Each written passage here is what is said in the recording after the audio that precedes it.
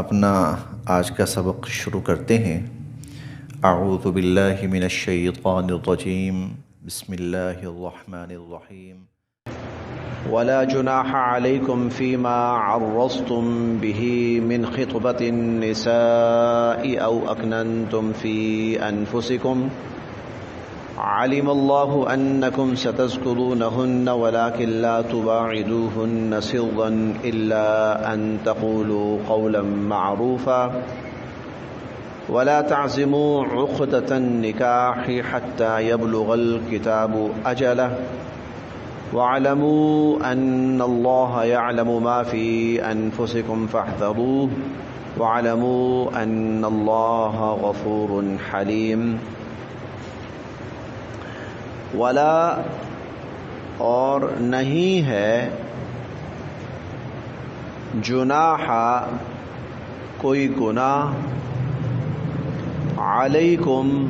تم پر، ولا جناح علیکم اور کوئی گناہ نہیں ہے تم پر، فی ما اس بارے میں جو عرضتم به، عرضتم تعریض اردو زبان میں استعمال ہونے والا، اردو اصطلاح اور گرامر میں استعمال ہونے والا لفظ ہے تعریض۔ تعریض کہتے ہیں اشارتاً کنایتاً کسی سے کوئی بات کہنا۔ تعریض اشارتاً کنایتاً کوئی بات کہنا کہ بس کہنے والے کو پتہ چل جائے کہ کیا مقصد ہے کہنے والے کا۔ ولا جناح علیکم کوئی گناہ نہیں ہے تم پر، فیما اس بارے میں عرضتم بھی کہ تم اشارتاً کنایتاً، من خطبۃ النساء، خطبہ کہتے ہیں نکاح کے پیغام کو، خطبہ نکاح کا پیغام۔ ہمارے ہاں ایک رسم بن گئی ہے، اسے منگنی کہا جاتا ہے، منگنی کی رسم، اس کو وہ یہی ہے خطبہ، نکاح کا پیغام۔ النساء عورتوں کو، ولا جناح علیکم کوئی گناہ نہیں ہے تم پر، فیما اس بارے میں عرضتم بھی کہ تم اشارتاً کنایتاً، من خطبۃ النساء عورتوں کو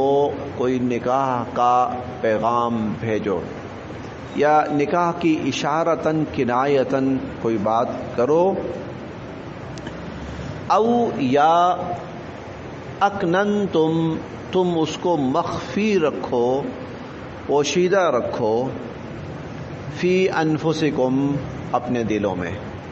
او اکننتم فی انفسکم یا تم اس کو اپنے دلوں میں خفیہ رکھو، پوشیدہ رکھو، کوئی حرج نہیں، کوئی گناہ نہیں۔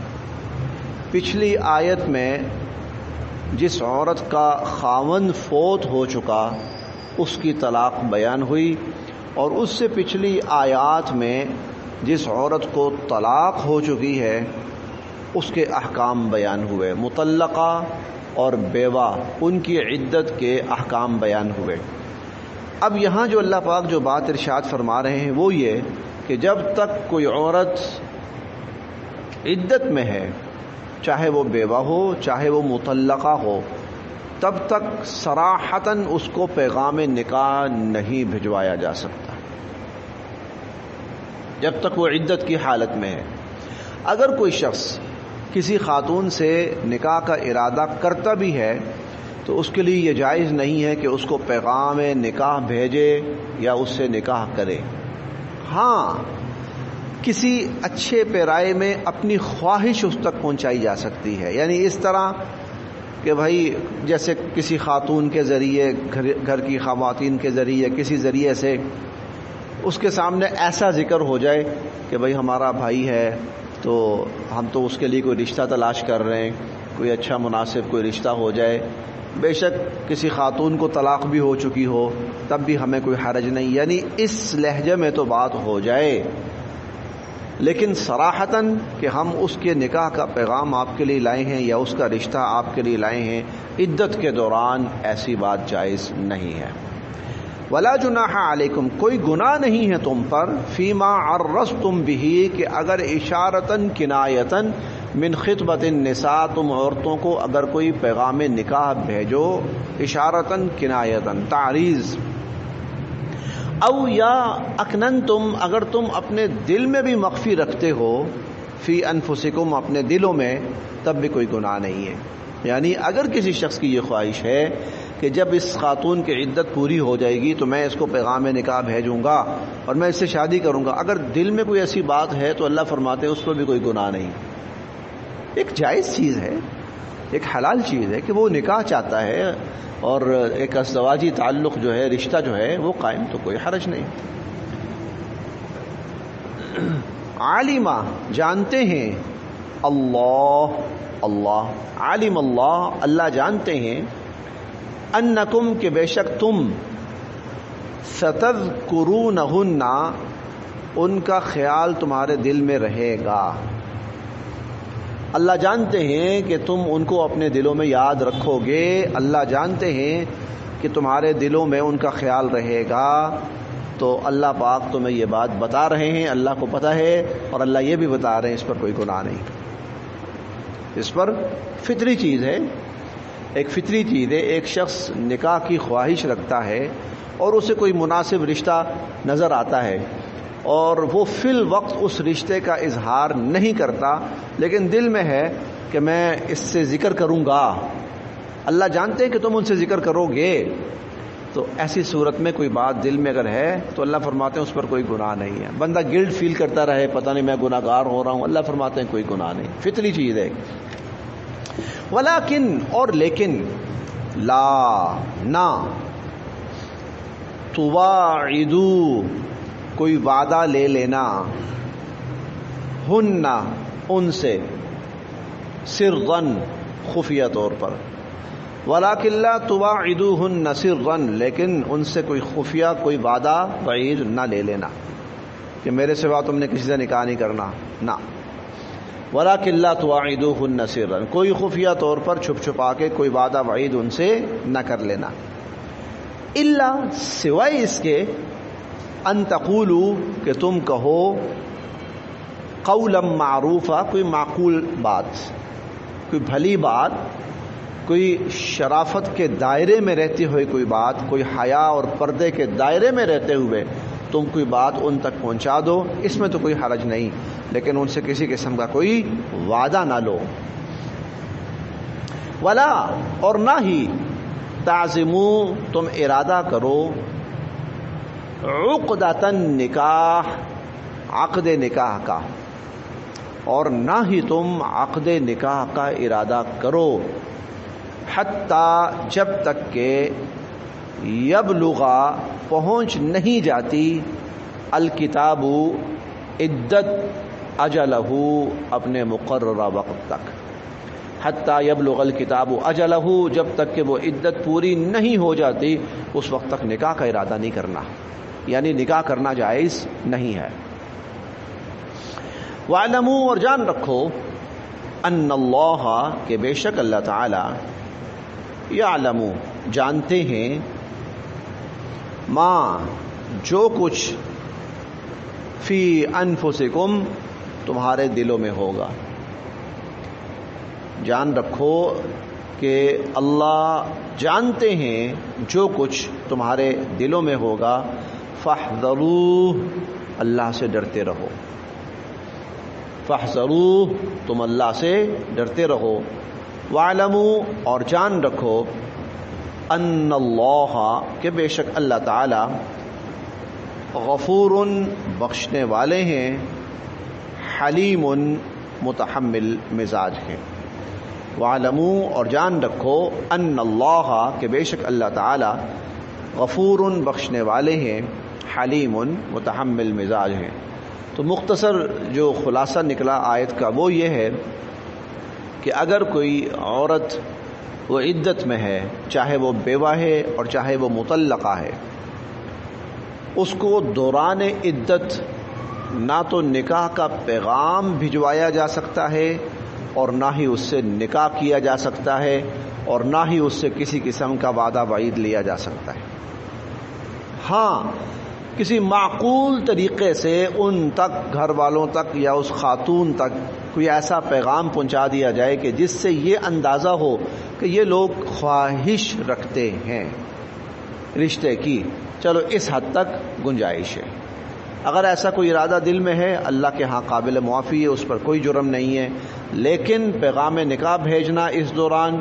یا ان سے نکاح کرنا یا ان سے کوئی وعدہ لینا، اللہ پاک نے ان چیزوں سے منع فرمایا۔ اللہ تعالیٰ نے ان چیزوں سے منع فرمایا، یہ نہیں کرنے۔ اچھا، یہ جو ہے نا اشارتاً کنایتاً کوئی پیغام بھجوایا جا سکتا ہے، یہ اس کو ہے جس کا نکاح ختم ہو چکا ہے، جس خاتون کا نکاح ختم ہو چکا ہے، خاوند 2 طلاقیں دے چکا، اب اس کا نکاح ختم ہو چکا، یا 3 طلاقیں دے چکا، سلسلہ ہی ختم ہو گیا۔ لیکن جس خاتون کو 1 طلاق ہوئی اور ابھی اس کا نکاح ختم نہیں ہوا، اس کو تو ایسا کوئی پیغام اشارتاً کنایتاً بھی نہیں دیا جا سکتا، کیونکہ وہ نکاح میں ہے، وہ کسی کے نکاح میں ہے، اور جب تک کوئی خاتون کسی کے نکاح میں ہے تو جائز نہیں ہے اس تک کسی بھی آدمی کا اپنا کوئی ایسا پیغام پہنچانا کہ بھئی میں بھی تمہارے ساتھ رشتے میں انٹرسٹڈ ہوں۔ وَعَلَمُوا، جان رکھو، ان اللہ، کہ بے شک اللہ تعالی، یعلم، جانتے ہیں، ما فی انفسکم، جو تمہارے دلوں میں ہے، فاحذروہ، تم ڈرو اللہ سے۔ وَعَلَمُوا، اور یہ بھی جان رکھو، ان اللہ، کہ بے شک اللہ تعالی، غفور، بخشنے والے ہیں، حلیم، متحمل مزاج ہیں، بردبار ہیں۔ لا جناح، نہیں ہے کوئی گناہ، علیکم، تم پر، لا جناح علیکم، نہیں ہے کوئی گناہ تم پر، ان، اگر، طلقتم، تم طلاق دے بیٹھے ہو، النساء، عورتوں کو، اگر تم عورتوں کو طلاق دے بیٹھے ہو، ماں، جبکہ، لم، نہیں، تمسو، تم نے چھوا تھا، ہننا، ان کو، ما لم تمسو ہننا، جبکہ تم نے ان کو چھوا بھی نہیں تھا، یعنی ازدواجی تعلقات شروع نہیں ہوئے تھے، نکاح ہوا، ازدواجی تعلقات شروع نہیں ہوئے، اس سے پہلے تم طلاق دے بیٹھے، او، اور، تفرضو، تم نے مقرر بھی نہیں کیا تھا، لہن،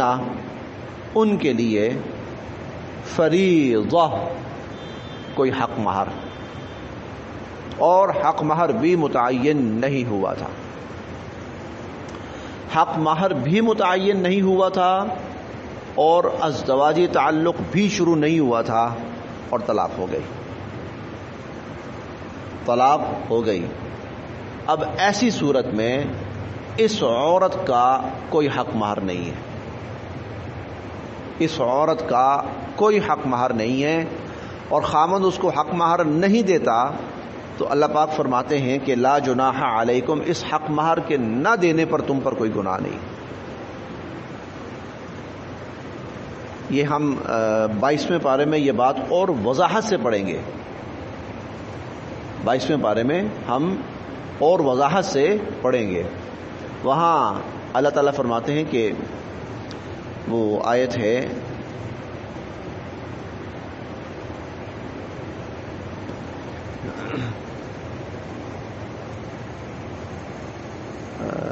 میرے ذہن میں وہ آیت کے الفاظ نہیں آ رہے، بہرحال تو اس کا یہ ہے کہ عدت کوئی نہیں ہے ان کی، فما لکم علیہن من عدت تعتدونہا، عدت کوئی نہیں ہے،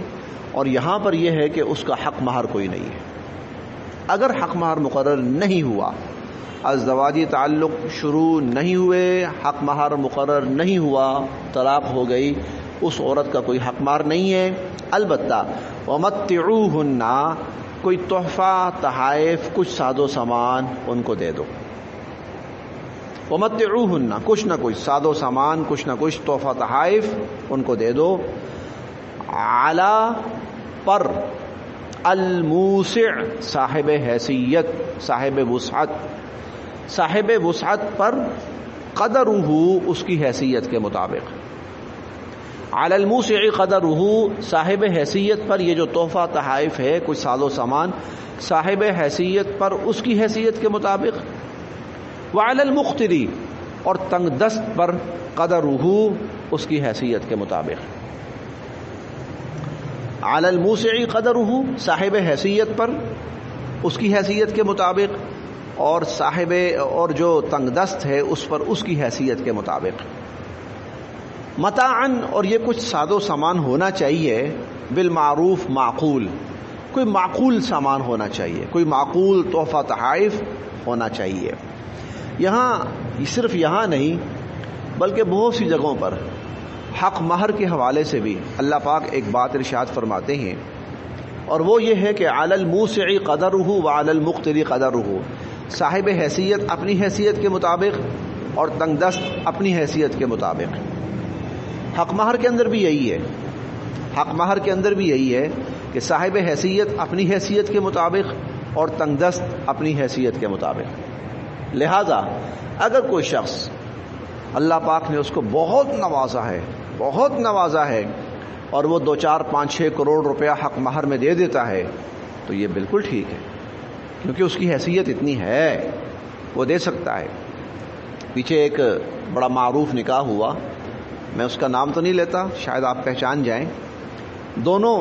مرد اور عورت 2 مختلف ممالک سے تعلق رکھنے والے تھے، دونوں ہی مسلمان تھے۔ نکاح ہوا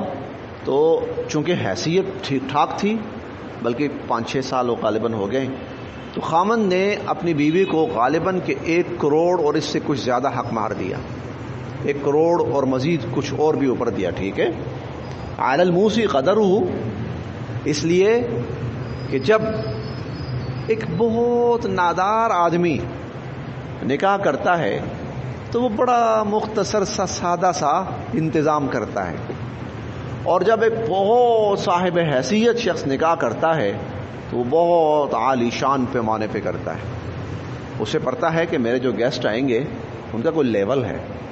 کوئی سٹینڈرڈ ہے ان کا، مجھے وہ سٹینڈرڈ یہاں پر مینٹین کرنا ہے اور ڈیولپ کرنا، یہاں پر بندوبست کرنا ہے اس کا یہاں پر۔ تو اللہ پاک اسی طرح فرماتے ہیں کہ جس طرح تم نے یہاں اپنا سٹینڈرڈ رکھا ہوا ہے تو یہاں پر بھی آؤ نا، پھر یہاں پر بھی سٹینڈرڈ پہ آؤ۔ کیونکہ میں عموماً جب نکاح پڑھاتا ہوں تو جو حیثیت ہوتی ہے نا دونوں فریقوں کی، وہ ہوتی مختلف ہوتی ہے، بڑی صاحب حیثیت ہوتے ہیں لیکن حق مہر 5000 لکھ دیں، اور میں کئی دفعہ دیکھتا ہوں کہ بہت نادار اور غریب تو وہ بھی کہتا جی 5000 لکھ دیں۔ غلط، بالکل غلط، بالکل غلط، کیونکہ جب ایک شخص اپنا ایک سٹینڈرڈ شو کر رہا ہے اسے پھر ہر چیز میں اپنا سٹینڈرڈ شو کرنا ہے، اسے حق مہر کے اندر بھی اپنا سٹینڈرڈ شو کرنا ہے کہ بھائی اللہ نے مجھے خرب دیا ہے یا کروڑوں دیا ہے، اربوں دیا ہے، تو میں 5-10 ہزار روپے دے کے اپنے آپ کو ذلیل کروانے والی بات ہے۔ میں نے ایک نکاح پڑھایا، مجھے اس لیے میں عرض کرتا ہوں کہ بعض دفعہ نا کوئی چیز بہت اچھی لگتی ہے۔ میں نے ایک نکاح پڑھایا، مناسب حیثیت کے حامل تھے دونوں فریق، لڑکے والے بھی اور لڑکی والے بھی۔ پہلے سے ان کے ہاں کوئی حق مہر طے نہیں ہوا تھا۔ اب جو فارم فل ہو رہا ہے تو فارم فل کرتے ہوئے حق مہر کی باری آئی تو میں نے لڑکی والوں سے پوچھا جی حق مہر کتنا ہے، تو انہوں نے کہا 50,000 حق مہر لکھنا ہے۔ یہ 4-5-6 سال پرانی بات ہے۔ اچھا وہ نہ سمجھ یہ رہے تھے کہ 50,000 شاید ہم زیادہ کہہ رہے ہیں، لڑکے والے آگے سے کچھ انکار کریں گے یا بحث کریں گے کہ نہیں یہ تو بہت زیادہ ہے، عموماً 10-15 ہزار لکھوایا جاتا ہے۔ لیکن میں حیران رہ گیا جب لڑکے کے والد نے کہا، انہوں نے کہا نہیں نہیں نہیں نہیں، انہوں نے کہا 50 بہت تھوڑا ہے، لاکھ لکھیں، 1 لاکھ روپے حق مہر لکھیں۔ مجھے اس کی باتیں یاد آتی ہیں اور بہت اچھا لگتا ہے۔ اس نے کہا میں بیٹی بیا کے لے کے جا رہا ہوں، بیٹیاں سستی نہیں ہوتی۔ کہا میں بیٹی بیا کے لے کے جا رہا ہوں، بیٹیاں سستی نہیں ہوتی۔ پھر اس نے یہ بھی کہا، اس نے کہا میری بیٹی سے پوچھ لیں، اگر وہ کہتی ہے کہ لاکھ کم ہے تو میں اور بھی بڑھا دیتا ہوں۔ مجھے باقاعدہ کہا، قاری صاحب آپ جائیے میری بیٹی سے پوچھیے، اگر وہ کہتی ہے کہ لاکھ کم ہے تو میں اور بھی بڑھا دیتا ہوں، میں نے اپنی بیٹی کو خوش کر کے لے کے جانا ہے۔ بڑی اچھی لگی مجھے یہ بات، یہ وہ بات ہے جو عزت والی ہے، کوئی خاندانی فرد ہے، کوئی شریف النفس آدمی ہے جس کو رشتوں کی قدر اور رشتوں کی پہچان ہے۔ تو علی الموسع قدرہ، صاحب حیثیت اپنی حیثیت کے مطابق، وعلی المقتر قدرہ، اور جو تنگ دست ہے وہ اپنی حیثیت کے مطابق، مطعم بالمعروف، اور یہ کوئی معقول ساز و سامان ہونا چاہیے یا معقول کوئی تحفہ تحائف اور گفٹ ہونا چاہیے، حقاً یہ لازم ہے، حقاً یہ لازم ہے، علی المحسنین،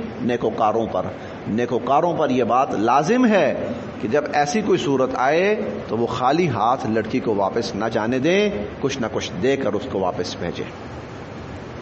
پھر دیکھتے ہیں جی، بسم اللہ۔